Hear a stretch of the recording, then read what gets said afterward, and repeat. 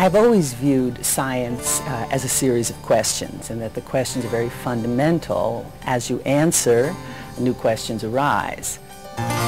Questioning is the basic process of science. It's the basic process of inquiry, and I rather think it's the basic process of life, if you will. We question, we proceed into so many unknowns, so many uncertainties, and it's our questions that allow us to go on that journey. It's not our answers. My mentor in medical school at New York University was Lewis Thomas, who was a very unusual professor of medicine in that he was a poet and philosopher and writer.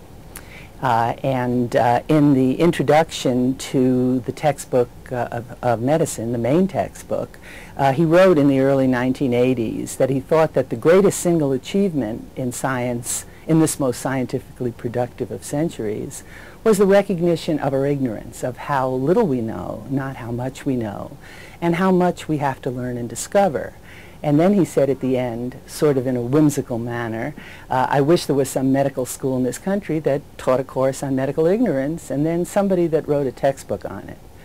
And we decided in the mid-1980s to take him up on the suggestion, since we thought that medical education was ailing in just this particular characteristic, to focus on what we don't know, since that is most of what medicine is about.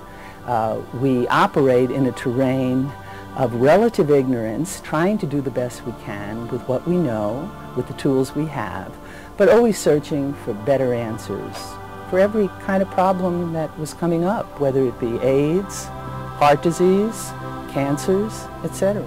We all know that there's got to be much better out there in terms of understanding the disease process, how to diagnose it and evaluate it, and how to treat it. The concept of ignorance and questioning that we've developed has been very understandable to adolescents, teenagers, to whom it's a foreign concept, and that they've really kind of embraced it and enjoyed working in that terrain of discovery. And they've experienced discovery.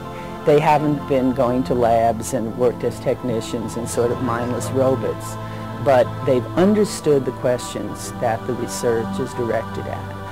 To take a high school student out of a disadvantaged environment where they've really done nothing but maybe a little cookbook science, and to have them come into the real world, real professional world, to act as professionals, and to master, in a sense, what's going on in the lab, and then to be contributors to that, and to be valued by the people they're working with.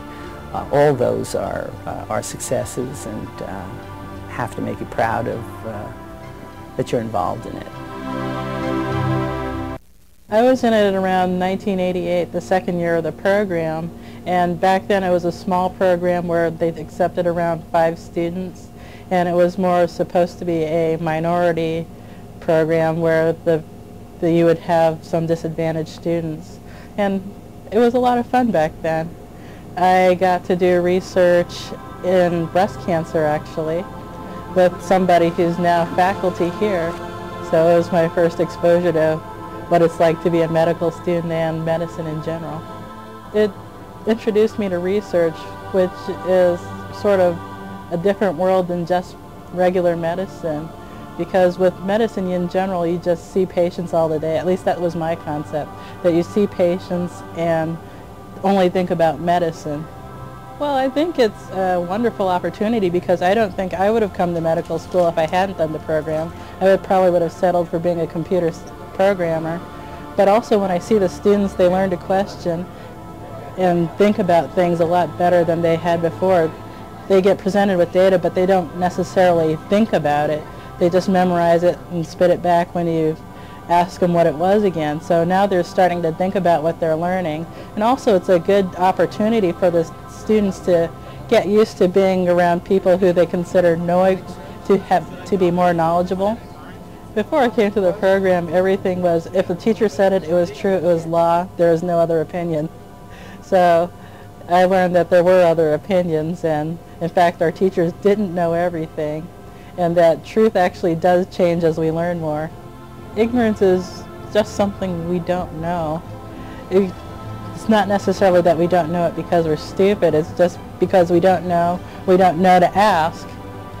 So I think that the more I learn, the more ignorance I have, because just learning something new unmasks more things that you don't know. So it's something good because it will keep you going.